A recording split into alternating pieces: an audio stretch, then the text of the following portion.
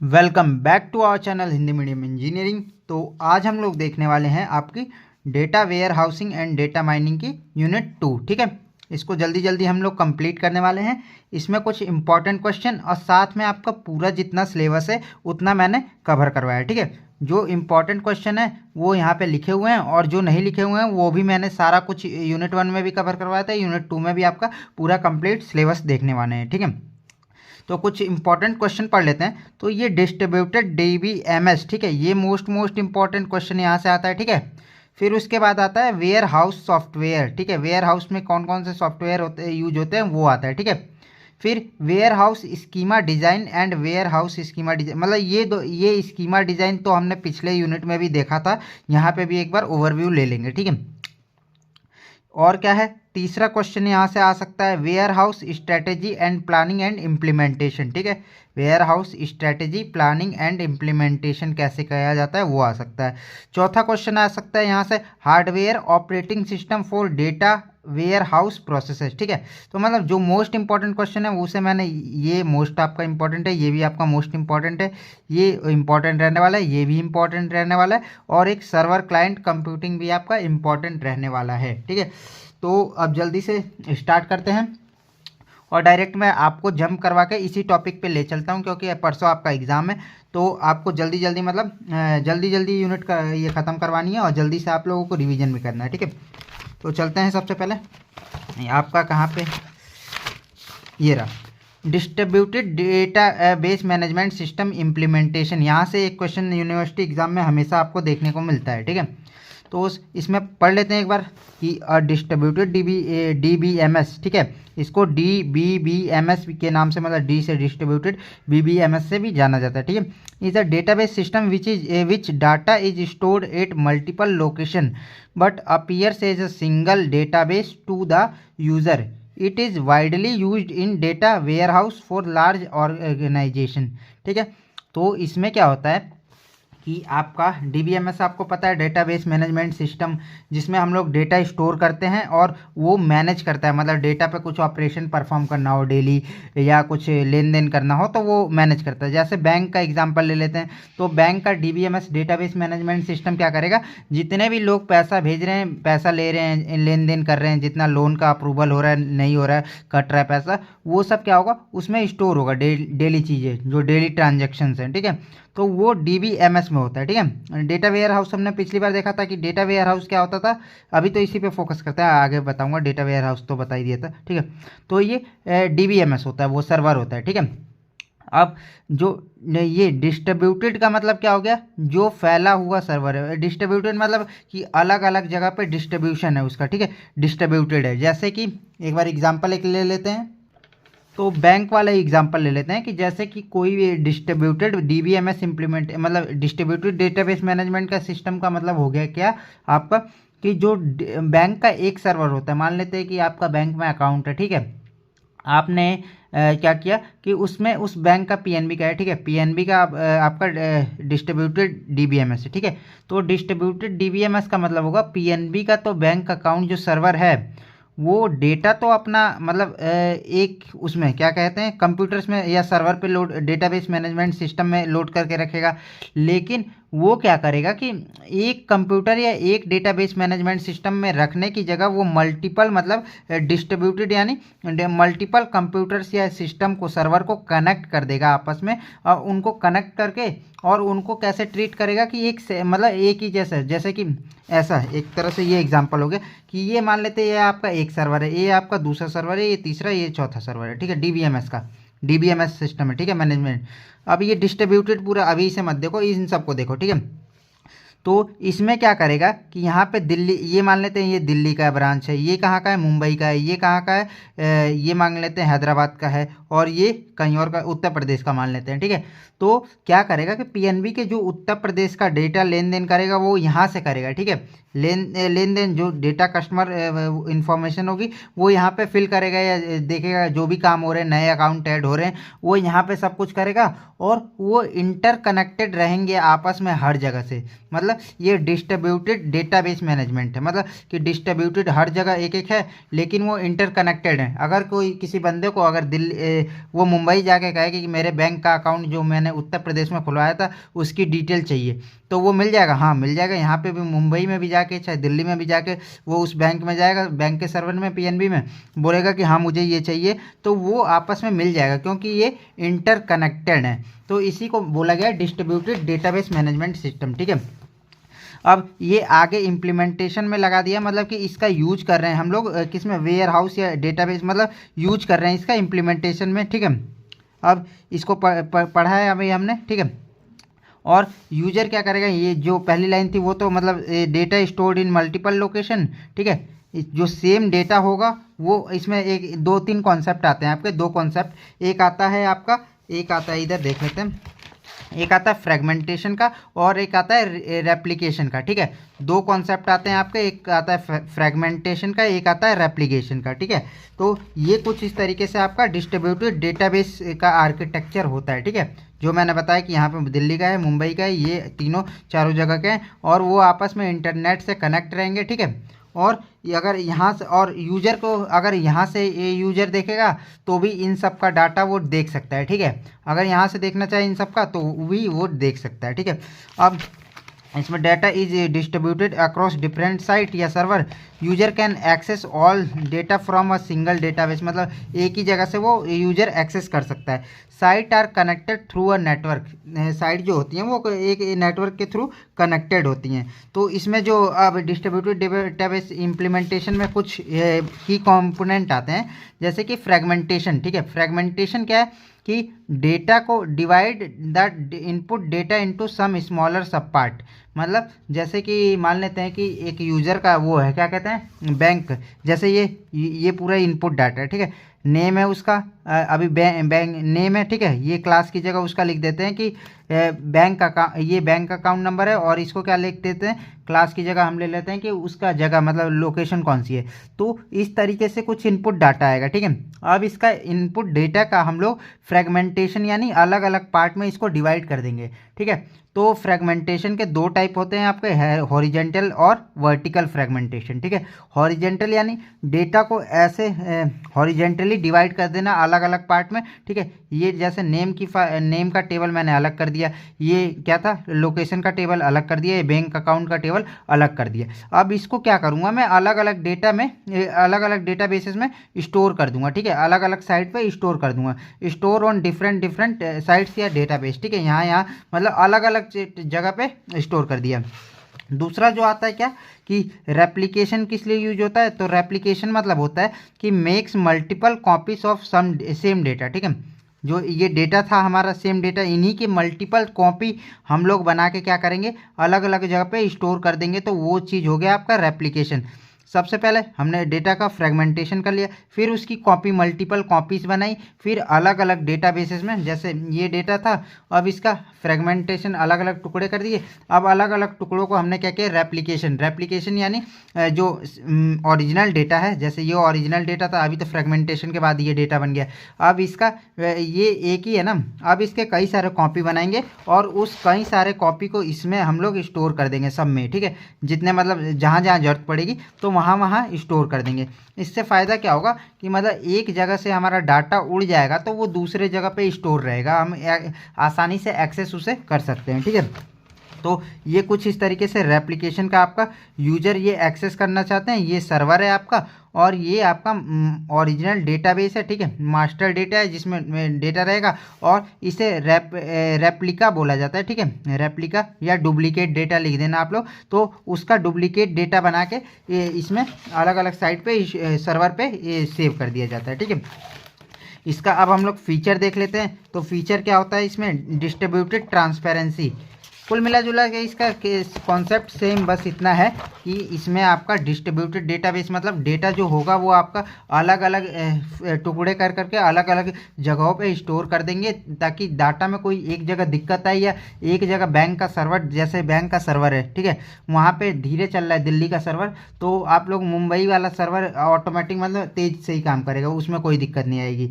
कुछ यहाँ के सर्वर में प्रॉब्लम आ गई तो तब भी वहाँ का सर्वर काम कर रहा है अच्छे से, क्यों, डिस्ट्रीब्यूटेड है। अगर डिस्ट्रीब्यूटेड नहीं होता तो एक ही जगह सब डाटा होता और एक ही जगह से एक्सेस कर रहे होते, कुछ प्रॉब्लम आती तो एक ही जगह आपका वो सब चीज़ें ख़राब हो जाती और एक ही तरह से उसमें हम लोग कुछ मान लेते डेटा गलती से डिलीट हो गया तो भी हम लोग उसे एक्सेस नहीं कर पाते। ठीक है, वैसे तो रिकवरी टेक्निक्स होती हैं एक्सेस करने के लिए।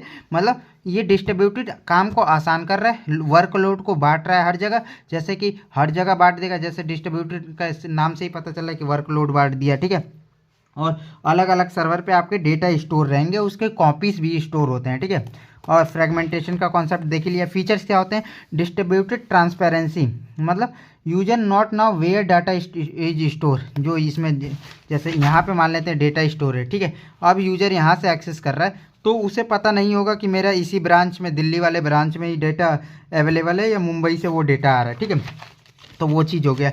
लोकेशन ट्रांसपेरेंसी, सेम चीज़ लोकेशन के साथ भी है कि data location is hidden from user, user से डेटा लोकेशन आपका हिडन रहता है, छुपा हुआ रहता है। Some query works for it all location. ठीक है, सेम क्योरीज, मतलब सेम, अगर यहाँ से मुझे दिल्ली से यहाँ मुंबई वाला आपको एक्सेस करना है तो जो मैं लिखूँगा यहाँ से कि मुझे इस बंदे का नाम बताओ जो उत्तर प्रदेश का नागरिक है, उसका इतने रुपये, कितने रुपए हैं अकाउंट में, तो वो लोकेशन से फ़र्क नहीं पड़ेगा, यहाँ का लोकेशन हो यहाँ का लोकेशन हो, वो भी आपका छुपा रहता है यूजर से और वो लाके आपको डेटा दे देगा। ठीक है, फ्रेगमेंटेशन ट्रांसपेरेंसी क्या होता है? फ्रेगमेंटेशन ट्रांसपेरेंसी मतलब data is divided into fragmentation, जो पीछे अभी कॉन्सेप्ट बात किया कि डाटा फ्रेगमेंटेशन में डिवाइड रहता है। और क्या होगा? Store at different sites. ठीक है, उससे पहले मतलब उसका डुप्लीकेट बना के स्टोर कर दिया जाता है डिफरेंट साइट्स पे। ठीक है, user does not see this division. ठीक है, जो ये डाटा यूजर ये वाला डेटा देखेगा, ये डेटा नहीं देखेगा, उससे ये वाला विजिबल नहीं होगा, वो बस नेम और उसका सब कुछ आ जाएगा कि हाँ इस बंदे का इतने रुपए सैलरी है और ये यहाँ का है। ठीक है, replication transparency, copies of data is stored at multiple sites. ठीक है, system manage which copy is use. ठीक है, तो वही चीज़ है जो पीछे बात की कि मल्टीपल कॉपीज़ बना के अलग अलग जगह पे स्टोर की जाएंगी और आपका सिस्टम मैनेज करेगा, मतलब सिस्टम देखेगा कि कौन सी कॉपी मैं ला के दूँ या क्या, कौन सी कॉपी पे मुझे काम करना है या वर्क करना है। ठीक है, और क्या है? High availability, if one site is fail data available from another site. ठीक है, वही चीज़ है कि आपका अवेलेबिलिटी ज़्यादा होती है। स्केलेबिलिटी मतलब new site can be added easily, performance improve. ठीक है, अगर कोई चीज़ हमें नया डेटा मतलब नया अगर साइट मुझे मान लेते हैं कि दिल्ली बेंगलोर हर जगह थी, अगर मुझे क्या करना है कि मुझे मान लेते हैं कि जम्मू कश्मीर में भी एक पीएनबी का वो ब्रांच मान लेते हैं, अभी नहीं है तो एक लगवाना है वहाँ पे, एग्जांपल के लिए मान ले रहे हैं। ठीक है, तो उसमें लगवाने के लिए आसानी से स्केलेबल होगा, मतलब ऐड हम कर सकते हैं वहाँ का ब्रांच और उसको आसानी से कनेक्ट कर दे सकते हैं आपके डिस्ट्रीब्यूटेड डेटाबेस सिस्टम से। ठीक है, concurrency control, multiple user can access at same time and same data, consistency and consistency is maintained, मतलब एक साथ कई लोग अपना बैंक का अकाउंट में सब कुछ डिटेल देख सकते हैं और उसमें कोई दिक्कत नहीं है कि डेटा कंसिस्टेंस रहेगा, ऐसा नहीं है कि मिक्स हो जाएगा सबका डेटा। ठीक है, security, use authentication and access control. ठीक है, ये सिक्योरिटी में भी आपका काम आता है। ठीक है, प्रोटेक्ट, सेंसिटिव डेटा को आपका प्रोटेक्ट भी करता है। ठीक है, अब कुछ एडवांटेजेस और डिसएडवांटेजेस के आपके कीवर्ड्स लिखे हुए हैं। Data sharing, scalability, local balancing and flexibility, reliability and high availability. ठीक है, और ये डिसएडवांटेज के इसमें क्या क्या डिसएडवांटेज होगा?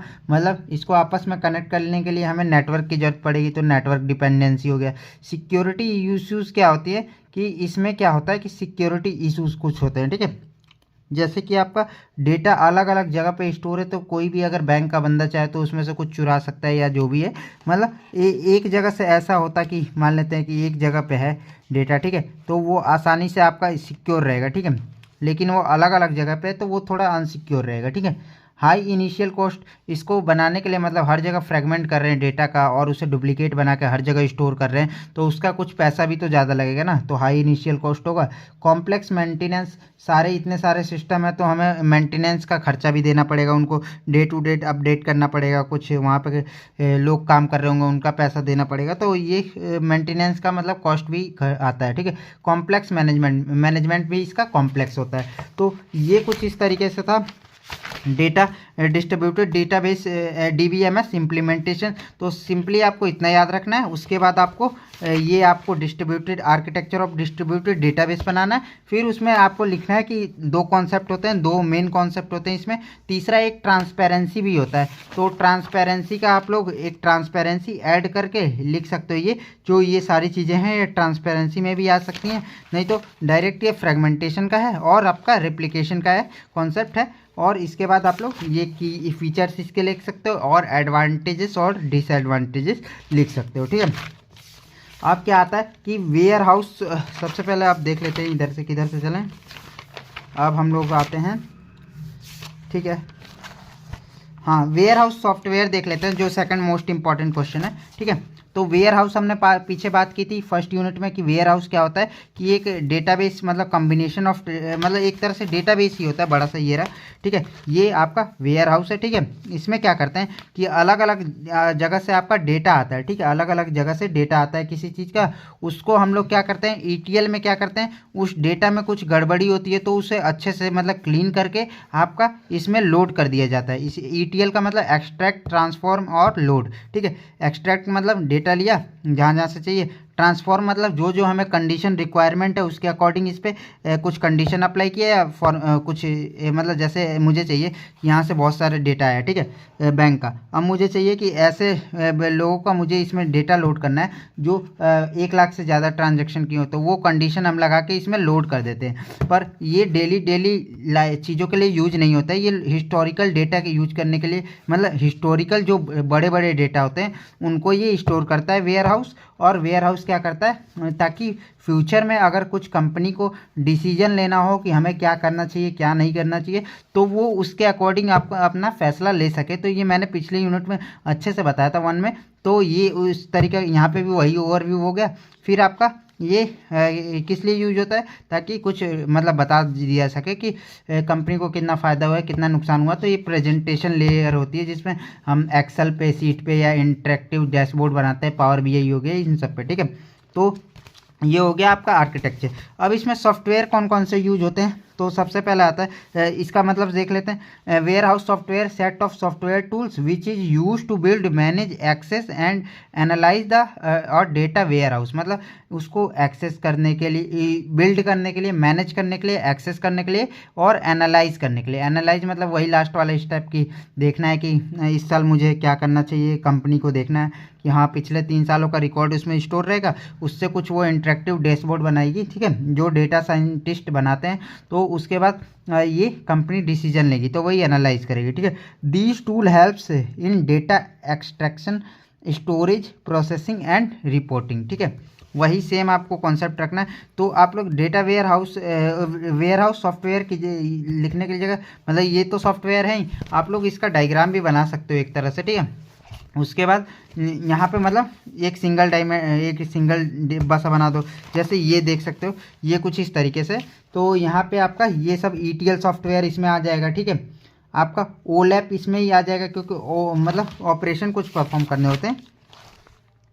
तो हम लोग इसी पे देखते हैं, अभी कॉन्सेंट्रेट इसी पे करते हैं, कॉन्सेंट्रेट। ठीक है, तो इसके 5 आपके सॉफ्टवेयर लिख सकते हो, मेनली 3 होते हैं। ठीक है, पहला होता है ETL, दूसरा होता है आपका ये डेटाबेस मैनेजमेंट सॉफ्टवेयर। ठीक है, और तीसरा आपका होता है रिपोर्टिंग एंड क्यूरी टूल्स या एप्लीकेशन। ठीक है, तो मेन 3 होते हैं, जो 3 होते हैं। और ये OLAP और सॉफ्टवेयर भी एक्स्ट्रा में आ सकता है, मेटा डेटा मैनेजमेंट सॉफ्टवेयर भी आपका एक्स्ट्रा में आ सकता है। मेटा डेटा इसी में अंदर मतलब मेन कंपोनेंट के अंदर का ही होता है। ठीक है, तो ETL सॉफ्टवेयर देख लेते हैं। सबसे पहले ETL का मतलब ही मैंने बताया था आपको, पीछे अभी बताया कि ETL का मतलब E से मतलब एक्सट्रैक्ट करना, T से मतलब ट्रांसफॉर्म करना, L से लोड करना। ठीक है, तो क्या करते हैं कि डेटा जब कई रिसोर्सेज से आता है, ठीक है, एक एग्जांपल ले लेते हैं कि वेयर हाउस है हमारा, किस चीज़ का, आलू का वेयर हाउस है। ठीक है, तो उसमें मल्टीपल जगह से हमारा आलू आया। ठीक है, मल्टीपल जगह से आलू हमारा लाया गया ट्रक से। ठीक है, अब उसमें क्या करेंगे कि स्टोर करेंगे आलू को। तो कैसे स्टोर करेंगे कि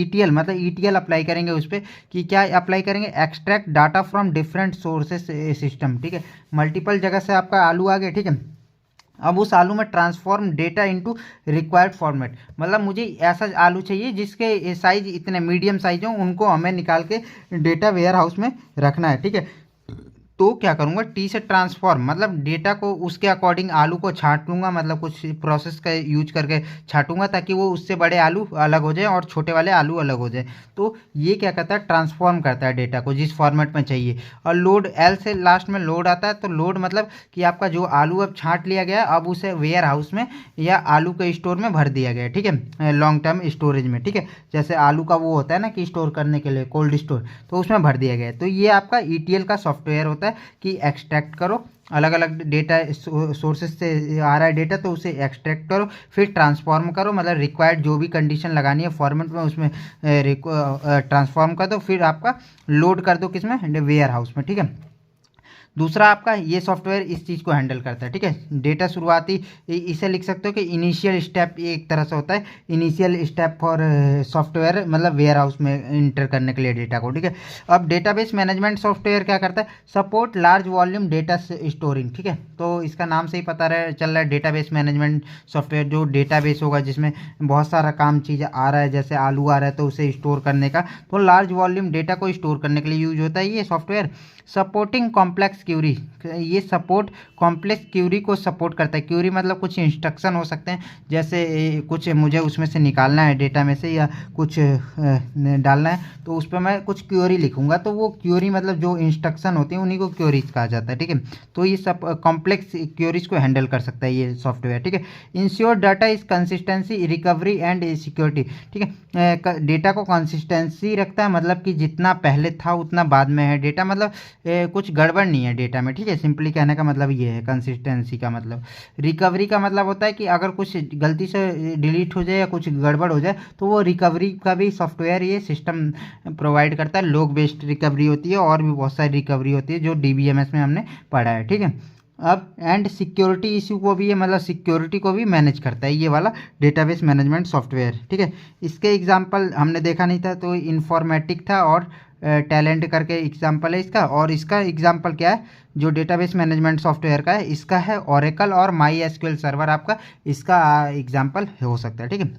ओलेफ सॉफ्टवेयर देख सकते हैं, support multi dimensional data analysis, ठीक है। हमने पिछले वाले को उसमें पढ़ा था कि इसमें क्यूब का कॉन्सेप्ट पढ़ा था कि डेटा हमारा वेयर हाउस में क्यूब की फॉर्म में स्टोर होता है। क्यों क्यूब, क्योंकि ज़्यादा डेटा वेयर हाउस में बहुत large amount of data store करते हैं फ्यूचर में वो लेने के लिए डिसीजन, ठीक है। तो लार्ज अमाउंट ऑफ डेटा होता है, लेकिन वो ऐसा डेटा होता है कि उसे 2D या 2D मतलब कि मान लेते हैं कि जो पिछला मैंने बताया था कि यहाँ पे एग्जांपल दिखा देता हूँ एक बार। ये एक तरह से इस फॉर्म में आपका डेटा वेयर हाउस में स्टोर रहता है क्यूब की फॉर्म में।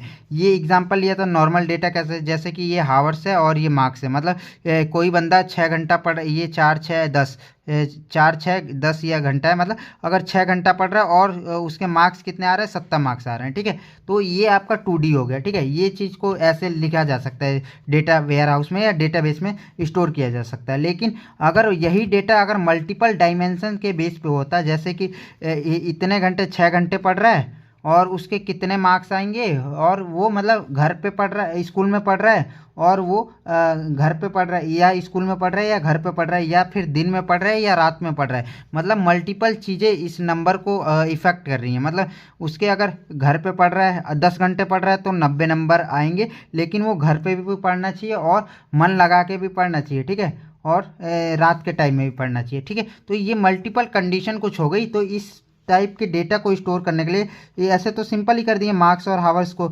लेकिन वो जो मैंने बताया कि एक लड़का है वो 6 घंटे पढ़ रहा है, घर पे पढ़ रहा है और नाइट में पढ़ रहा है, तो उसके कितने नंबर आएंगे, ठीक है। तो वो कितने हो गए कि मतलब नंबर उसके आगे मान लेते हैं 90, ठीक है, 90 नंबर आ गए। तो उस चीज़ को स्टोर करने के लिए अब टेबल की फॉर्मेट में करना बहुत कॉम्प्लिकेटेड हो गया था, कि मतलब डेटा वेयर हाउस में बहुत बड़ी बड़ी चीज़ें स्टोर करनी थी, तो वो बहुत चीज़ें कॉम्प्लिकेटेड हो गई थी इसमें, ठीक है।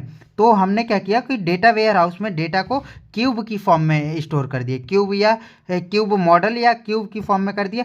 और ये क्यूब क्या होते थे, मल्टी डायमेंशनल होते थे, मतलब कि जो भी मेरा था ना हावर्स, मार्क्स, घर पे पढ़ रहा है या कहाँ पढ़ रहा है या कितने घंटे पढ़ रहा है या रात के टाइम पढ़ रहा है, वो सारी चीज़ें हम इजीली इसमें एक साइड मतलब हर जगह से स्टोर करा सकते थे और सब कुछ इस पर कॉन्सेप्ट हो सकता था। तो इसी पे कुछ ऑपरेशन परफॉर्म करने के लिए होते थे कि हमें मान लेते हैं यहाँ का डेटा चाहिए, तो उसको क्या बोला जाता था, ओलेप ऑपरेशन। तो ओलेप ऑपरेशन आपके यहीं पे वही ऑपरेशन दिए गए हैं जो मैंने पिछली यूनिट में आपकी कवर किए। तो यहाँ पे ओलेप ऑपरेशन ही देख लेते हैं, मतलब सॉफ्टवेयर वो ऑपरेशन को एक्सेस या जो भी उस पर परफॉर्म करना है उसके लिए दिए गए थे। तो ओलेप सॉफ्टवेयर क्या करता है, support multi dimensional data analysis.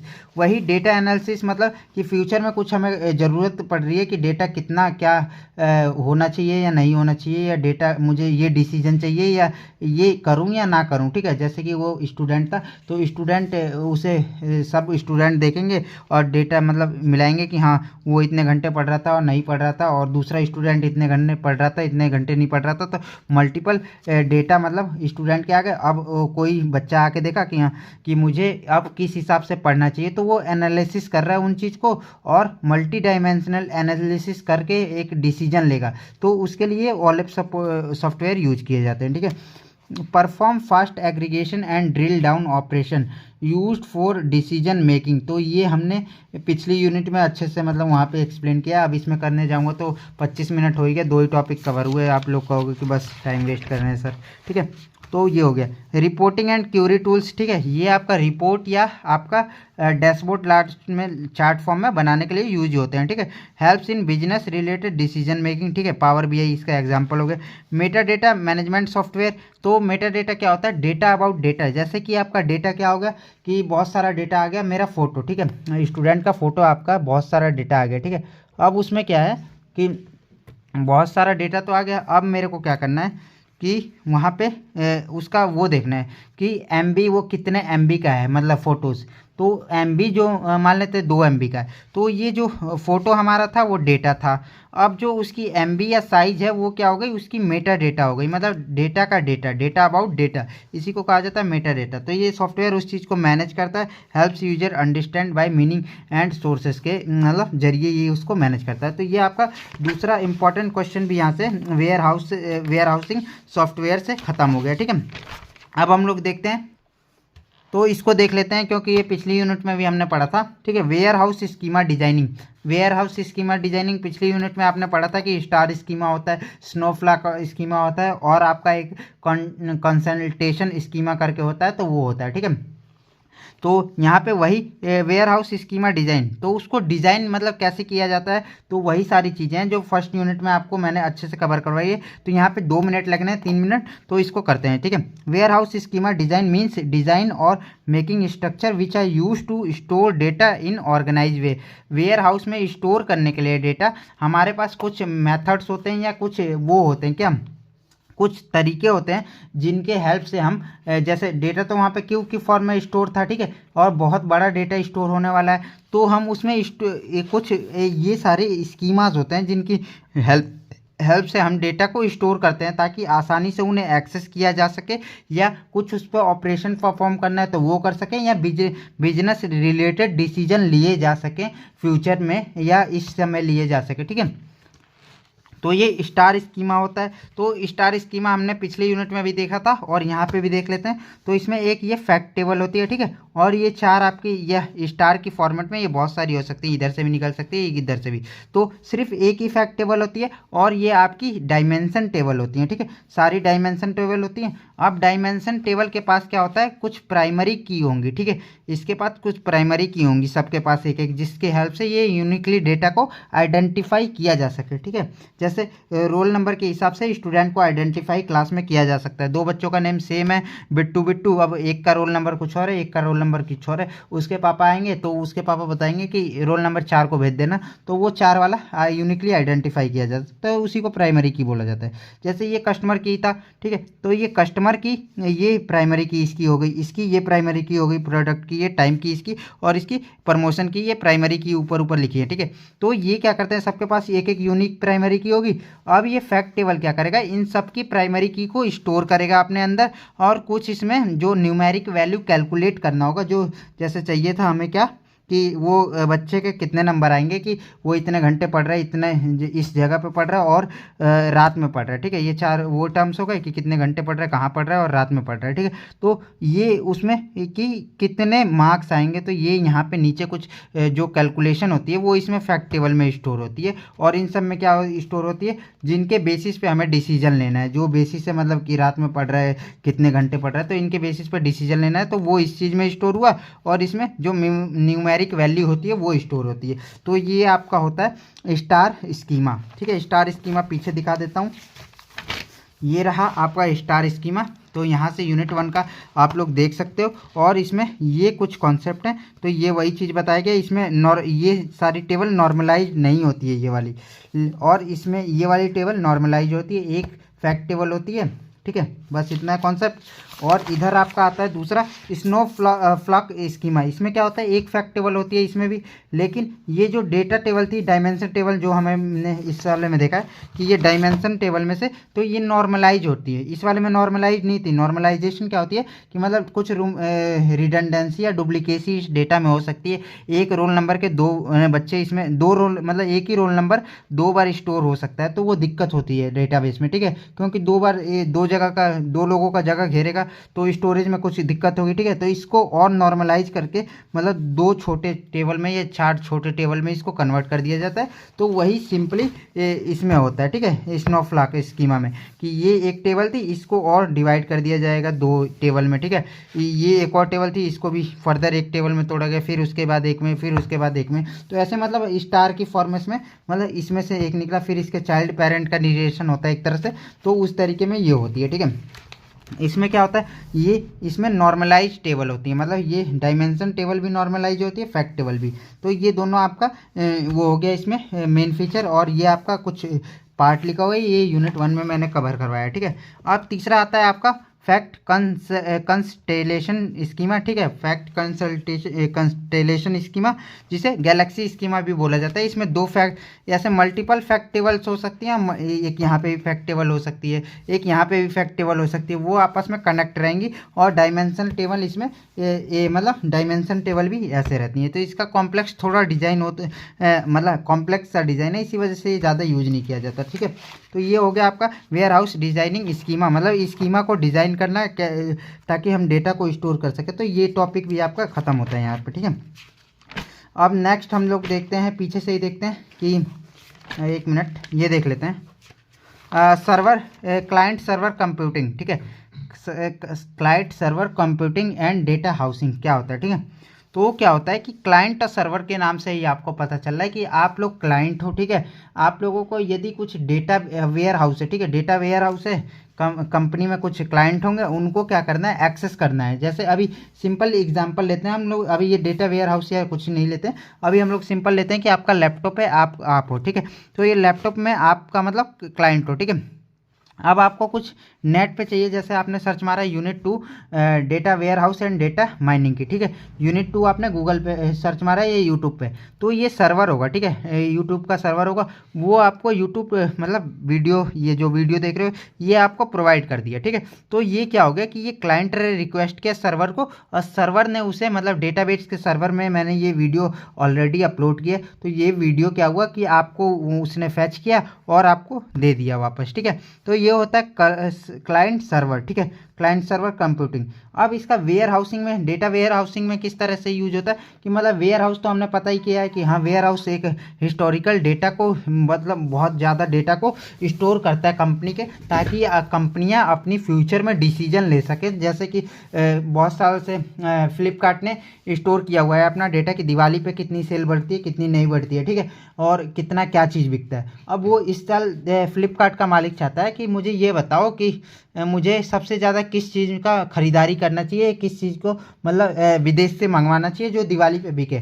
तो वो कुछ उसके सॉफ्टवेयर वो डेटा एनालिस्ट होंगे, वो क्या करेंगे कि वेयर हाउस में से डेटा निकालेंगे और उसको क्या करेंगे, ये यहाँ पे क्या था आपका वेयर हाउस था यहाँ पे, अब वो जो डेटा एनालिस्ट होंगे वो इसमें जो स्टोर होगा पिछले कई सालों का डेटा इसमें स्टोर रहता है। डेली ट्रांजैक्शन इसमें स्टोर नहीं होती है, मतलब एक ही बार लोड कर दिया जाता है 1-1.5 साल का, फिर अगली बार फिर लोड कर दिया जाएगा। मतलब ज़्यादा बड़े बड़े चीज़ें इसमें स्टोर की जाती है और लॉन्ग टर्म के लिए, तो इसमें स्टोर। अब वहाँ से वो जो इंजीनियर्स हैं वो इसमें से डेटा फैच करेंगे और वो BI टूल की हेल्प से, मतलब कुछ ग्राफ वाला सॉफ्टवेयर होता है कंप्यूटर पे, तो उनकी हेल्प से क्या करेंगे, वो एक चार्ट टाइप का कुछ बना देंगे कि हाँ इतना ये बन रहा है, तो वो डिसीजन ले लेंगे आसानी से कि हाँ ये चीज़ हमारा ज़्यादा बिका था, ये चीज़ कम बिका था। तो इस तरीके से वो एक तरह से डिसीजन लेते हैं, ठीक है।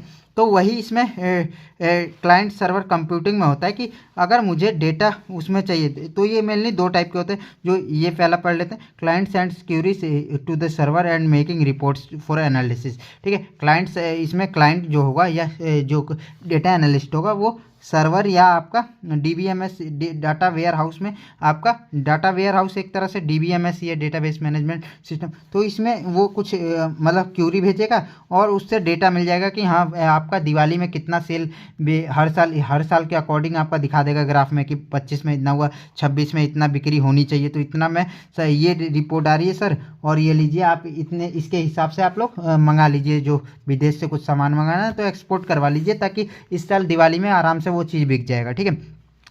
तो 2 टायर आर्किटेक्चर में क्या होता है कि ये क्लाइंट है, ठीक है, तो ये BI टूल्स मतलब वही एप्लीकेशन है जिसकी हेल्प से वो बना रहा है कुछ, ठीक है, और डेटा वेयर हाउस को डायरेक्ट एक्सेस कर रहा है, ठीक है, डायरेक्ट एक्सेस कर रहा है 2 टायर आर्किटेक्चर में।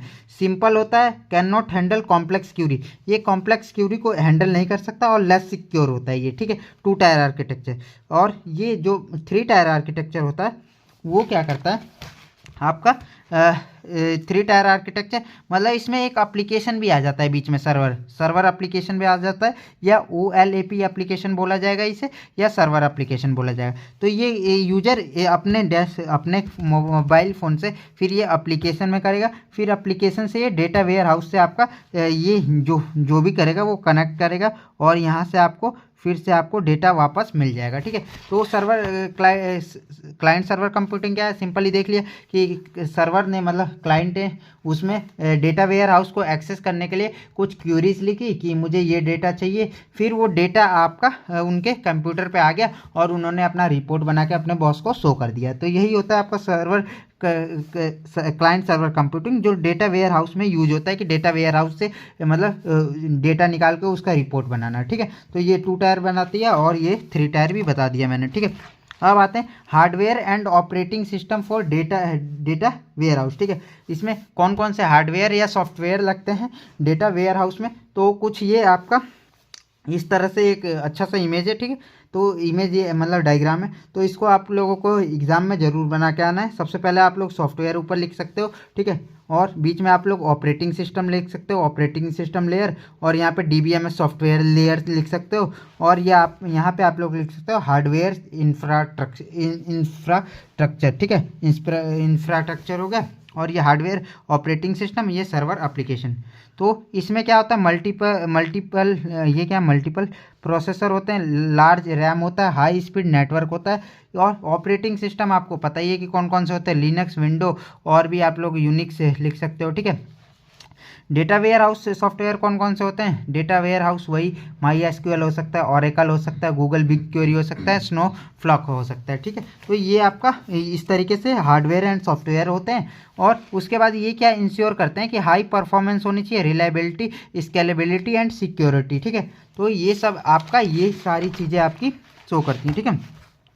यही चीज़ आपका आगे लिखा हुआ है, इसमें हम लोग डिटेल में देख लेते हैं, पढ़ लेते हैं थ्योरी। सबसे पहले एक data hardware for data warehouse, ठीक है, हार्डवेयर, तो ये सर्वर तो एक तरह से हार्डवेयर में नहीं आएगा, तो इसको आप लोग अलग से लिख लेना। ये सारी चीज़ें आपकी हार्डवेयर से मतलब रिलेटेड में आ सकती है, या फिर हार्डवेयर में आ सकता है, चलो कोई दिक्कत नहीं, आप लोग ऐसा लिख लेना direct hardware and operating system, दोनों को हेडिंग को मर्ज कर लेना। ये नीचे ऑपरेटिंग सिस्टम का दिया, तो यहाँ पे मैं पढ़ता हूँ एक एक करके। तो server, high performance server are use in, इसमें मतलब डेटा वेयर हाउस में हाई परफॉर्मेंस सर्वर यूज किया जाता है। सिंपली आपको क्वेश्चन यही पूछेगा कि मतलब कंपोनेंट या हार्डवेयर सॉफ्टवेयर बताओ, तो ये आपके सॉफ्टवेयर हो गए, अब उनके हार्डवेयर या सॉफ्टवेयर हो गए, अब इनके वर्क बताने तो वर्क भी बताना पड़ेगा। तो high performance server are used support multiple user at the same time, multiple processor system system improve speed, ठीक है। मल्टीपल प्रोसेसर्स आपका सिस्टम का स्पीड को इम्प्रूव कर देते हैं, ठीक है। मल्टीपल प्रोसेसर्स इसमें यूज किए जा सकते हैं, ठीक है। और क्या आता है, अब क्या आता है स्टोरेज सिस्टम। तो स्टोरेज सिस्टम क्या होता है, लार्ज कैपेसिटी का स्टोरेज सिस्टम चाहिए, क्योंकि हमें वेयर हाउस में बहुत ज़्यादा सामान मतलब स्टोर करना होता है डेटा, तो उसके लिए ये आपका ये हो गया स्टोरेज सिस्टम। रेड आपका होता है RAID और SAN आपका ये सेफ्टी पर्पज़ के लिए यूज होते हैं, एग्जाम्पल है कुछ। तो ये आपको याद आए तो ठीक है, नहीं आए तो कोई दिक्कत नहीं, ये आप लोग को हेडिंग तो याद है ना, आप लोग आराम से उसे बना सकते हैं। मेमोरी, अब स्टोरेज सिस्टम हो गया। अब मेमोरी मतलब उसकी रैम, जो मतलब उस करंट चीज़ें होती हैं जो CPU यूज करता है, डायरेक्ट एक्सेस करता है, जिनका यूज करके वो सारी चीज़ें करता है, तो वो रैम होती है। और ये आपका स्टोरेज सिस्टम मेन मतलब जो स्टोरेज का जगह है वो होता है। तो रैम वाली मेमोरी भी मतलब दोनों मैच करें, लेकिन ये जो CPU जिसका यूज करके कुछ इंस्ट्रक्शन तेज़ी से परफॉर्म करेगा वो होता है। तो रैम, इसमें फास्ट रैम की जरूरत होती है, helps in quick query execution, ठीक है। और तीसरा क्या जरूरत होता है, चौथा कंपोनेंट या हार्डवेयर में आ सकता है नेटवर्क का, ठीक है। तो रिक्वायर्ड हायर नेटवर्क स्पीड का आपको जरूरत हो सकता है, लोकल एरिया नेटवर्क हो गया या वाइड एरिया नेटवर्क हो गया, ठीक है। अब ये इंश्योर फास्ट क्लाइंट सर्वर मतलब दोनों के बीच लेन देन को फास्ट बनाता है। अब operating system for data warehouse, क्योंकि ये ऐसे कंबाइन आता है, hardware and operating system for data warehouse. तो ये आपका ऑपरेटिंग सिस्टम के कुछ एग्जांपल आपको देख लेना है। तो एग्जांपल आपके वही हैं, ये तीनों आपके एग्जांपल हैं, ठीक है।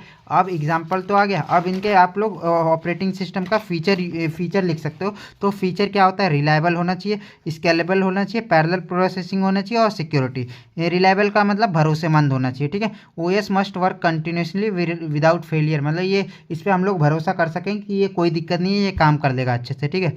Support long term running queries, ठीक है। स्केलेबिलिटी मतलब कि उसमें मतलब कुछ ऐड करें, OS should support growth of in data and user, मतलब कुछ ऐड करें तो वो उसी तरीके से काम करता रहे। जैसे कि कोई बंदा है, उस पर मतलब कुछ हमने दे दिया काम करने के लिए कि इसमें पानी भर, ठीक है। अब पानी टोटी से आ रहा है धीरे धीरे, तो वो बोतल में भर रहा है, ठीक है।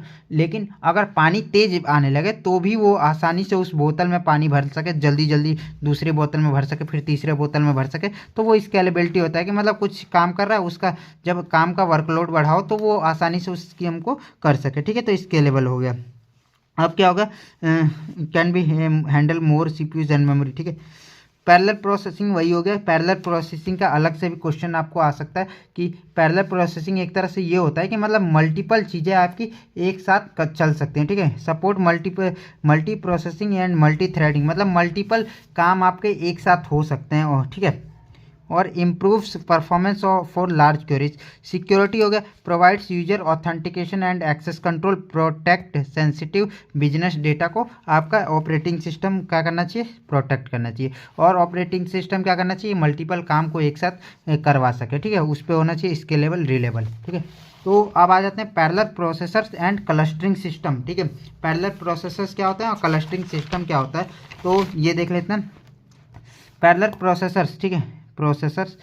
Parallel processing means dividing the big task into smaller task and execution them at the same time of using multiple processing, ठीक है।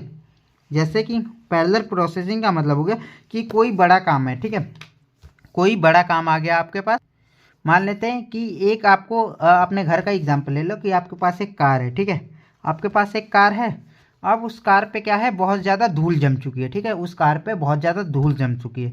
तो क्या करेंगे कि पैरेलल प्रोसेसर मतलब प्रोसेसर एक तरह से CPU को बोला जाता है। तो इस केस में आप मान लो कि प्रोसेसर आप खुद हो, ठीक है।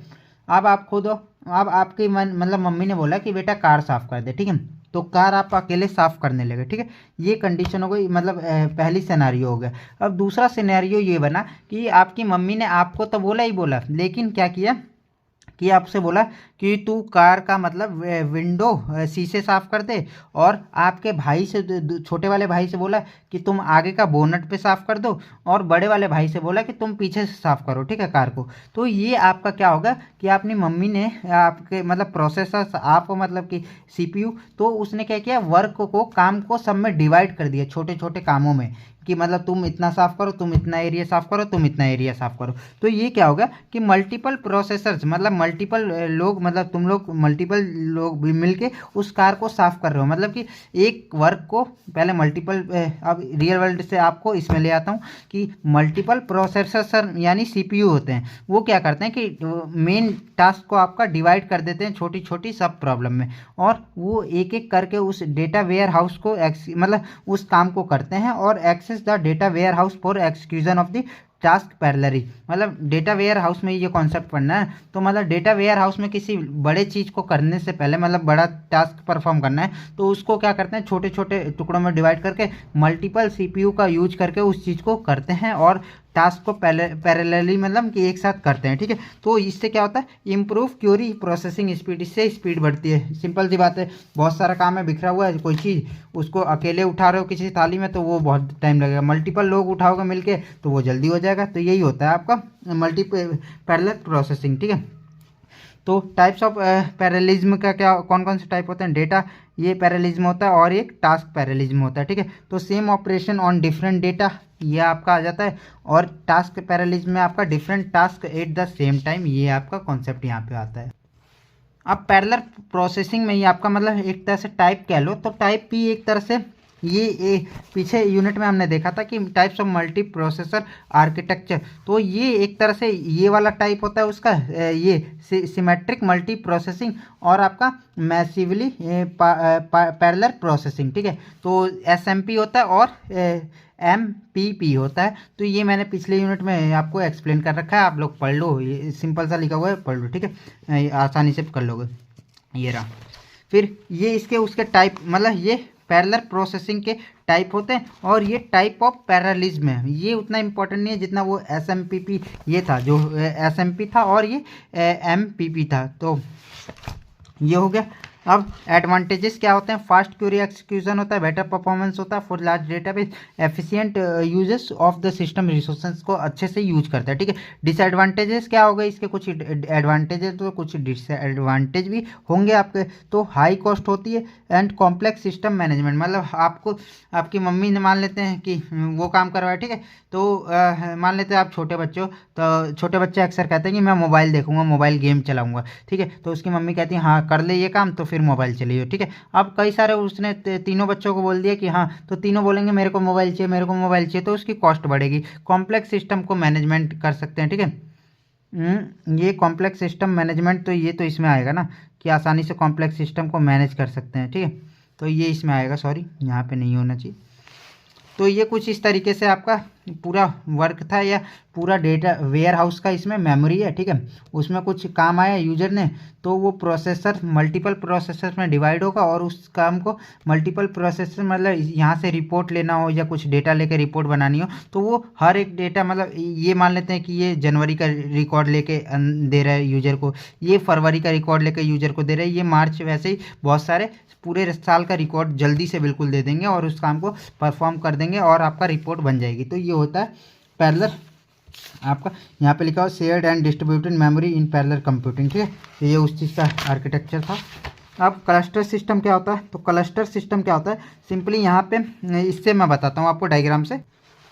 तो ये रहा आपका क्या है, इसमें भी सेम वही कॉन्सेप्ट है कि कोई इनपुट आया। ठीक है, डेटा वेयर हाउस से हमें कुछ इनपुट लेना है, मतलब कि कुछ रिपोर्ट बनानी है। यहाँ पे डेटा वेयर हाउस से हमने क्यूरी यूजर ने आपका भेज दिया। ठीक है, अब इसमें क्या रहेंगे कि मल्टीपल कंप्यूटर्स, मतलब मल्टीपल क्लस्टरिंग में क्या था कि मल्टीपल क्या था, सीपीयू थे। इसमें क्या है कि कंप्यूटर ही मल्टीपल है। ठीक है, इसमें कंप्यूटर ही मल्टीपल है, कंप्यूटर मल्टीपल मतलब ये कंप्यूटर है, फिर ये भी है, ये भी है, ये भी है। अब ये आपस में इंटरकनेक्टेड होंगे कुछ सिस्टम बसेस के द्वारा, या मतलब जो भी रिलेशन है उसके द्वारा ये कनेक्ट होंगे, और ये क्या करेंगे कि एक साथ, मतलब क्या लिखा है यहाँ पे कि cluster system is a group of independent computer node जिसे कहा जाता है connected through high speed network. ये हाई स्पीड, ये नेटवर्क का स्पीड है, ये इसके थ्रू कनेक्ट रहेंगे और क्या करेंगे, low high speed through network and working as one system, और मिलकर एक अकेले बंदे की तरह काम करेंगे ये लोग। ठीक है, जैसे कि आपने वैष्णो माता गए होगे, तो वहाँ पे क्या होते हैं कि वो बग्गी वाले, मतलब जो जिस पे लोगों को बैठा के ले जाते हैं, 4 लोगों को, मतलब एक बंदे को 4 लोग ढो के ले जाते हैं, उस पर डोली टाइप का कुछ होता है, ठीक है। तो वो आपका बकेट टाइप का होता है, तो उसमें ले जाते हैं चारों लोग, ठीक है। तो उसमें जो ये चारों जो मल्टीपल कंप्यूटर है वो एक साथ एक तरह से एक उसकी तरह व्हीकल की तरह काम करते हैं, जिस पे आदमी बैठ जाता है और एक साथ वो वर्क करके आपको ले जाते हैं, ठीक है। तो वही यहाँ पे कॉन्सेप्ट है कि एक साथ मिलकर नेटवर्क से कनेक्ट रहते हैं multiple computers working as one system, मतलब एक सिस्टम की तरह काम करते हैं, ठीक है। या तो फिर each node has its on memory, मतलब हर नोड के पास आपका उसका मेमोरी होता है, स्टोरेज होता है, सीपीयू होता है, ठीक है।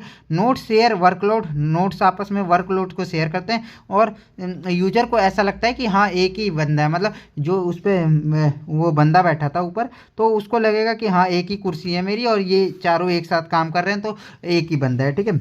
तो ये हो गया आपका क्लस्टर सिस्टम का advantages, high availability, scalability, cost of effective compare to super computer. मतलब ये एक सुपर कंप्यूटर तगड़े वाले कंप्यूटर होते हैं जो ये काम कर रहे हैं वही वो भी काम करते हैं, लेकिन वो क्या करते हैं वो ज़्यादा महंगे होते हैं, ठीक है। तो ये कई सारे बंदे मिलके, मतलब वो यूनिटी इज स्ट्रेंथ वाला हाल हो गया ना, कि बचपन में कहानी सुनी होगी कि एक लोग एक तरह से, मतलब छड़ी वाला, वो बुड्ढे वाला कहानी था कि एक छड़ी को आसानी से उसका बेटा तोड़ लेता था, लेकिन मल्टीपल छड़ी को नहीं तोड़ पाता था। तो उसके बाप ने बोला कि हाँ यूनिटी जो स्ट्रेंथ होती है और आप लोग मतलब चारों भाई एक साथ रहोगे तो तुम्हें कोई नहीं तोड़ पाएगा। तो यही एक तरह से इसका कॉन्सेप्ट हो गया कि ये सारे काम को एक साथ करते हैं, ठीक है।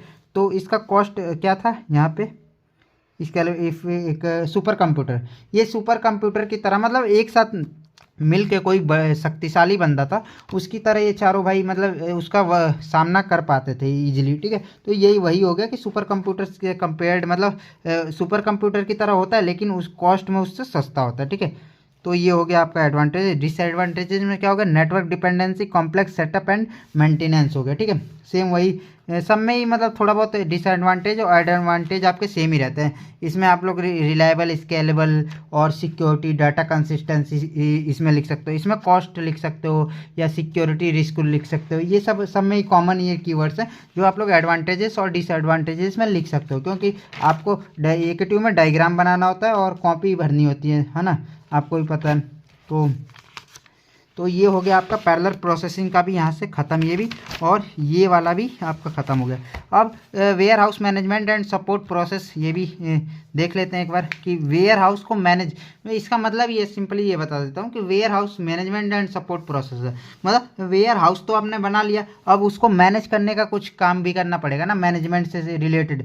मतलब ऐसा तो नहीं है कि उसको छोड़ देंगे कुछ भी होए उसमें कुछ फ़र्क पड़े, तो इसमें कुछ मैनेजमेंट की टेक्निक्स होती हैं जो मैनेज करेंगी वर्क को, मतलब जो बंदा आ रहा है उसको मैनेज करेगी, जो जा रहा है उसको मैनेज करेंगे, जो डेटा आया उसको मैनेज किया, जो डेटा को क्लीन करना है तो उसको मैनेज करना है। तो सब कुछ इसमें मैनेज करना पड़ेगा और उसको सपोर्ट, मतलब उसका काम को मतलब सपोर्ट करना है, ठीक है। प्रोसेसेस को, कोई प्रोसेस आई तो उसको कैसे हैंडल किया जाए, मैनेज किया जाए। तो यही सिंपली आपके 4 कीवर्ड है। ETL मैनेजमेंट होता है, मेटा डेटा मैनेजमेंट होता है, data quality and cleaning process होता है, और बैकअप एंड रिकवरी के रिलेटेड आपकी ये मैनेजमेंट या सपोर्ट प्रोसेसेस होती हैं। तो इसको आप ETL को पता है, आप लोग लिख दोगे। मेटा डेटा मैनेजमेंट पता ही है कि डेटा अबाउट डेटा, मतलब फोटो थी उसका कितना MB का डेटा, कितने MB है या कितनी साइज है या कब आई, तो वो डेटा का अबाउट डेटा, मेटा डेटा यानी डेटा का डेटा, ठीक है। डेटा क्वालिटी वही होगा कि डेटा क्वालिटी मतलब किस तरीके से क्लीन होना चाहिए। ETL प्रोसेस से जो हमने आलू का एग्जांपल लिया कि आलू वो छोटे छोटे साइज वाले होने चाहिए या सड़े गले आलू नहीं होने चाहिए, तो वो सब हो गया आपका इसमें प्रोसेस में। अब आता है आपका डेटा वेयर हाउस स्ट्रेटेजी या warehouse planning and implementation, ठीक है। तो वेयर हाउस स्ट्रेटेजी सबसे पहले देख लेते हैं। तो स्ट्रैटेजी का मतलब ये होता है कि मतलब प्लान बनाना है या मतलब कुछ डिसाइड कर लेना। जैसा कि एग्ज़ाम है आपका परसों, तो आप लोग कुछ स्ट्रैटेजी बनाए होगे कि आज 2 यूनिट करनी थी, आज 1 यूनिट करनी है, कल 1 यूनिट कर लूँगा, परसों रिवीजन कर लूँगा सुबह सुबह। तो ये आपका स्ट्रैटेजी हो गया कि मतलब आप लोग कैसे सब कुछ डिसाइड कर रहे हो कि कैसे मैं क्या करूँगा, कब करूँगा, ठीक है। तो वो हो गया कैसे और कब नहीं, मतलब कि क्या करूँगा क्यों करूँगा, मैं इसमें सब कुछ डिसाइड हो जाएगा। क्यों भी होगा ना कि आप लोगों को क्यों पढ़ाई कर रहे हो, स्ट्रैटेजी क्यों बना रहे, मतलब बनाए हो एग्ज़ाम देने के लिए, तो वो क्यों कर रहे हो, पास होने के लिए कर रहे हो, ठीक है। तो ये आपका स्ट्रैटेजी में वही सब होता है। The strategy define as the high level road map for building the warehouse. मतलब वेयर हाउस को बनाने के लिए एक रोड मैप होता है कि आपने रोड मैप बना लिया कि हाँ मुझे ये परसों ये यूनिट करनी है, कल ये यूनिट करनी है, तो ये आपका रोड मैप होता है। हाँ, डेटा वेयर हाउस मतलब उसको डेटा वेयर हाउस को बनाने के लिए स्ट्रैटेजी, ठीक है। How warehouse will be develop and organise, कैसे आपका डेटा हाउस मतलब डेटा वेयर हाउस आपका डेवलप कैसे किया जाएगा, ऑर्गेनाइज कैसे किया जाएगा, सब कुछ इसमें सब आता है। तो आप लोग इसको आसानी से लिख सकते हो। वेयर हाउस स्ट्रेटजी में overall plan and designing and build और data warehouse, it decided how will data stored and manage in organisation, how user access data, ठीक है, कैसे स्टोर होगा, कैसे उसको मैनेज किया जाएगा, कैसे यूजर एक्सेस करना चाहता है तो एक्सेस करेगा। तो ये सारी चीज़ें आपकी इसमें आती हैं, ठीक है। इसका टाइप्स दो होते हैं, तो ये आपका सेंट्रलाइज और डिस्ट्रीब्यूटेड। तो ये आपका टाइप्स नहीं होता, मतलब ये कुछ मेथड होते हैं और टाइप्स एक इसके स्ट्रेटजी की दो टाइप्स होती हैं। इसमें ये टाइप्स भी आप लोग लिख सकते हो। तो उसमें एक मतलब दो साइंटिस्टों के नाम पे था कुछ, तो वही मैंने यहाँ पे मतलब इस फॉर्मेट में लिख के आपको दिखा दिया, ठीक है। तो ये टॉप डाउन अप्रोच होता है और एक बॉटम अप अप्रोच होता है, ठीक है। तो टॉप डाउन अप्रोच मतलब एक मतलब सेंट्रलाइज इसमें वेयर हाउस डिजाइन या बनाने की स्ट्रैटेजी होती है, ठीक है। तो अब ये सेंट्रलाइज डेटा वेयर हाउस क्या होता है, ये मतलब अलग, जैसे स्ट्रैटेजी आपसे पूछा है तो स्ट्रैटेजी तो आपने बता दिया, हाँ ठीक है।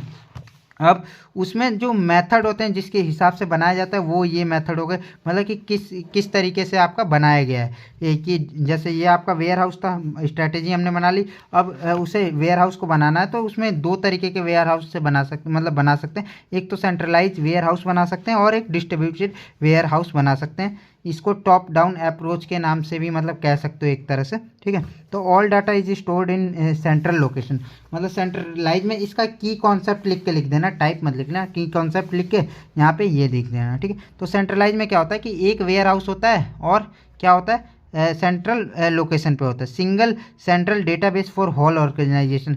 एक पूरे ऑर्गेनाइजेशन के लिए आपका सिंगल डेटाबेस होता है। Data comes from different departments, ठीक है। डेटा आपका अलग अलग डिपार्टमेंट से आता है और उसमें एक कॉमन जगह पे और कॉमन फॉर्मेट स्ट्रक्चर में सेव हो जाता है, ठीक है। ईजी टू कंट्रोल है, मैनेज है, ठीक है। एडवांटेजेस हाई कंसिस्टेंसी है, इजी सिक्योरिटी है, इजी मेंटेनेंस है। इसमें डिसएडवांटेजेस में क्या होगा कि इनिशियल कॉस्ट हाई होगी, ठीक है। वही सारी चीज़ें जो सब में एडवांटेजेस और डिसएडवांटेजेस में लिखते हो, ठीक है। System failure can affect all user, ठीक है।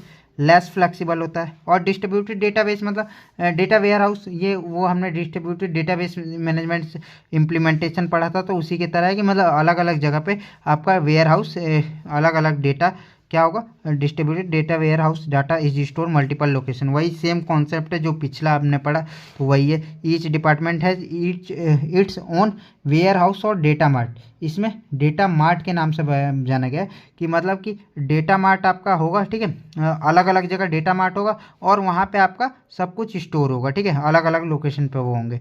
Data house are connected through a network, network के थ्रू कनेक्टेड होंगे। सेम वही कॉन्सेप्ट है पीछे वाला, ठीक है। अब नेक्स्ट ये हाइब्रिड वेयर हाउस क्या होता है, use centralise and distributed both warehouse approaches, ठीक है। तो ये दोनों अप्रोचेस को वो करता है, ठीक है। और इसमें एक और मतलब एक तरह से यह है कि सिस्टम इसमें अगर फेल होता है, एक जगह सब कुछ डाटा स्टोर है, तो आपका एक जगह अगर फेल होता है सिस्टम, तो आपका पूरा हर जगह का हिल जाएगा, मतलब कुछ काम नहीं करेगा, ठीक है। सर्वर डाउन जैसे बोलते हैं ना कि सर्वर इकट्ठे होकर डाउन चल रहा है, तो वो हर जगह से आपका मतलब ख़त्म हो गया, ठीक है, काम नहीं करेगा। इसमें क्या था, वही चीज़ इसमें वो हो गया कि मतलब बेटर हो गया कि एक जगह का कुछ दिक्कत आ रहा है इस एरिया का, तो अलग एरिया में वो काम आसानी से रुक नहीं रहा है, तो वो चीज़ उसमें हो गया। तो इन दोनों को मतलब कंबाइन करके आपका इसको बना दिया गया, ठीक है।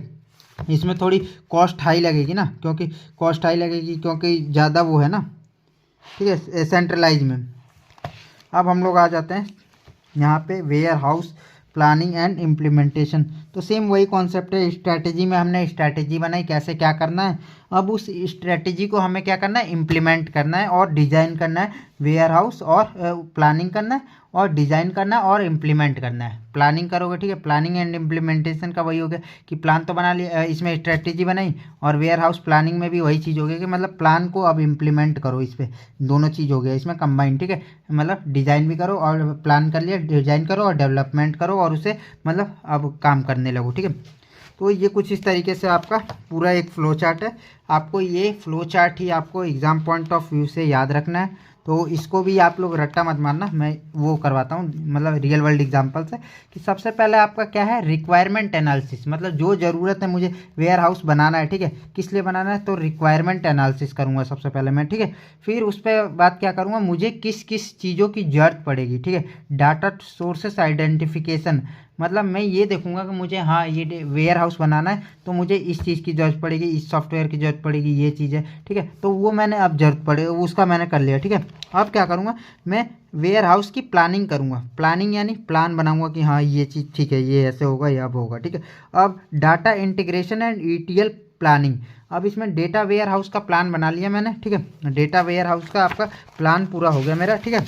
उसके बाद मैं क्या करूँगा, इसका प्लान हो गया, अब इसका ईटीएल का, इस चीज़ को बनाने का, इस चीज़ को प्लानिंग करूँगा, और डेटा इंटीग्रेटेड मतलब डेटा के साथ इसको इंटीग्रेट मतलब जोड़ूंगा कि कैसे कनेक्ट करेगा, तो वो हो गया आपका, ठीक है। फिर hardware and software selection, hardware select करूँगा कि कौन सा मतलब चीज़ यूज करना चाहिए या सॉफ्टवेयर, ठीक है। ये अभी तक यहाँ तक सबसे पहले एनालिसिस किया रिक्वायरमेंट क्या जरूरत है, फिर डेटा सोर्स को मतलब प्लानिंग करके इसमें कि मतलब आइडेंटिफाई किया कि क्या क्या जरूरत पड़ने वाला, ठीक है। अब यहाँ पे प्लानिंग हो गया कि वेयर हाउस और ईटीएल प्लानिंग, ये दोनों आप लोग कंबाइन करके एक में ही लिख सकते हो अगर आपको याद ना आए तो, ठीक है। उसके बाद क्या करेंगे, अब मैं इन दोनों का प्लानिंग हो गया, अब मैं चूज करूँगा वेयर हाउस में क्या ज़रूरत पड़ती है डाटा स्टोर करने के लिए, तो हमें क्या ज़रूरत पड़ती है, डीबीएमएस की ज़रूरत पड़ेगी, डेटाबेस मैनेजमेंट, ठीक है। इसमें ईटीएल में क्या ज़रूरत पड़ेगी, जो ईटीएल का अभी हमने सॉफ्टवेयर देखा तो उस चीज़ की ज़रूरत पड़ेगी, तो ईटीएल और डीबीएमएस सॉफ्टवेयर को इसमें सेलेक्ट किया, ठीक है। और अब रिपोर्टिंग टूल को भी सेलेक्ट करूँगा, कौन कौन से सॉफ्टवेयर जरूरत पड़े जिसकी हेल्प से हम यहाँ पे डिस्प्ले पे शो करवाएंगे रिपोर्ट्स या डेटा, ठीक है। फिर उसके बाद लास्ट में आपका डिज़ाइन एंड इम्प्लीमेंटेशन, डिज़ाइन यानी इम्प्लीमेंट कर देंगे, और इम्प्लीमेंट मतलब बन गया, अब उसको क्या करेंगे, बनने के बाद टेस्ट करेंगे, ये नेक्स्ट, ये आप लोग नेक्स्ट स्टेप में भी लिख सकते हो, नहीं तो एक ही में लिखना है, कोई दिक्कत नहीं, ठीक है। इन दोनों को कंबाइन करके एक में लिख लेना, इसको डिज़ाइन करवा देना, और लास्ट में उसके नीचे टेस्टिंग करवा देना, और क्या होता है डिज़ाइन और टेस्टिंग मतलब एक साथ ही लिखे जाते हैं, तो ये लिख देना। फिर उसके बाद डिप्लॉय कर देंगे, डिप्लॉय मतलब उसमें डेटा स्टोर करवाना चालू कर देंगे वेयर हाउस में, और आपका मेंटेनेंस, आप वेयर हाउस में डाटा तो स्टोर कर दिया, अब कुछ गड़बड़ होती है तो उसका हम लोग मेंटेनेंस भी कर सकते हैं, ठीक है। तो ये आपका पूरा फ्लो चार्ट आपका data warehouse planning and implementation से हो गया। स्ट्रेटजी के नाम से आए तो भी आप लोग ये लिख सकते हो, और आपका प्लानिंग या इम्प्लीमेंटेशन के नाम से भी आए तो भी आप ये लिख सकते हो। स्ट्रेटजी मतलब एक तरह से वही हो गया कि लॉजिकल में तुमने सोचा, ठीक है, किसी चीज़ को सोचा कि वाट है मतलब क्या है, क्यों है, ठीक है। अब ये क्या करोगे, कब करोगे, कैसे करोगे, ये इसमें डिसाइड कर दोगे, ठीक है। तो एक तरह से यहाँ पे लिखा हुआ है कि स्ट्रेटजी क्या होती है, हाई लेवल अप्रोच होती है, और डिसाइड व्हाट एंड वाई, ठीक है। बिजनेस फोकस, इसमें बिजनेस फोकस पे यूज किया जाता है, मतलब स्ट्रेटजी बिजनेस में बनाई जाती है। और इसमें क्या प्लानिंग एंड इम्प्लीमेंटेशन में प्रैक्टिकल एक्सिक्यूशन होता है, उन जो इसमें सोचा था उस चीज़ को प्रैक्टिकली करना होगा। डिसाइड हाउ एंड व्हेन, कब और कैसे करना है। और टेक्निकल फोकस मतलब टेक्निकल रिलेटेड सब कुछ बना रहे तो टेक्निकल फील्ड से रिलेटेड कर रहे हैं इसमें उसमें बिजनेस से मतलब सोच रहे हैं कि हाँ बड़े बड़े स्ट्रैटेजी बना रहे हैं कंपनी के मालिक की, हाँ ये करना है मेरे को, ये ऐसे करना है, तो वो सब आपका ये दोनों हो गया, ठीक है। आपका ये भी कंप्लीट हो गया, तो ये पूरी यूनिट आपकी ख़त्म होती है। तो आपको क्या करना है, शेयर करना है दोस्तों के साथ यदि पसंद आए वीडियो तो। और एक तरह से ये भी है कि बहुत मतलब अब मेरे को भी पढ़ना पड़ रहा है, ऐसा नहीं है कि आप लोग कह रहे हो कि इतना लेट यूनिट आ रही हैं, तो उसका मेन रीज़न ये है कि मेरे को पढ़ना पड़ रहा है पहले अपना, मतलब ऐसा तो नहीं है कि मेरे को सिंपली ये सारे टॉपिक डाला सिलेबस और नेट पर सर्च करके मैंने पूरे तुरंत लिख दिया, उस पर रिसर्च नहीं किया और आपके सामने आके ऐसे ऐसे पढ़ दूँ, कुछ भी पढ़ दूँ, तो उस तरीके से मतलब एक तरह से अच्छे से हो नहीं पाता है मेरे से, ठीक है। तो इसको भी बिल्कुल कम टाइम में मैंने जितना अच्छे से करना था उतना अच्छे से मैंने एक्सप्लेन किया, और कम टाइम में आप लोग कह रहे हो कि यूनिट नहीं आ रही है सर, बहुत सारे बच्चों ने ये भी कहा कि हाँ आपका कंटेंट तो पावरफुल होता है सर, बट आपकी यूनिट नहीं आ पाती है टाइम से, इसी वजह से हमें कहीं और से देखना पड़ता है। तो वो बात आपकी मैं समझ सकता हूँ। तो नेक्स्ट सेमेस्टर से ऐसा कोई दिक्कत नहीं होगी, आप लोग मेरे को पहले ही कमेंट कर सकते हो, टेलीग्राम पे आप लोग मेरे को मैसेज कर सकते हो कौन सा सब्जेक्ट पढ़ना है, तो उससे रिलेटेड मैं पहले से ही प्लानिंग बना के और आपको मतलब यूनिट वाइज धीरे धीरे आपको लेक्चर प्रोवाइड होते जाएंगे वन शॉट, ठीक है। तो एक बार और फिर से गुजारिश कर रहा हूँ कि कुछ ही हमारे सब्सक्राइबर 1000 में कम है, कुछ ही क्या अभी मतलब हैं थोड़े बहुत, तो आप लोग इसे कंप्लीट करवा दो जल्दी से, मोटिवेशन मिलता है हमें, और ताकि मैं ऐसी वीडियो आपके लिए फ्यूचर में ला सकूं। तो थैंक्स फॉर वॉचिंग।